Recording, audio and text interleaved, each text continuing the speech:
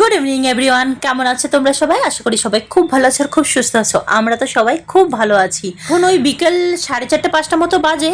তো বিকেলবেলাতে একটুখানি দুধ আর আম দিয়ে মিল্কশেক বানিয়ে নিয়েছিলাম। শুভমি সেটাকে দুধ দিলে পরে এখন একদমই খেতে চায় না, ওরা বলে নাকি বমি আসে।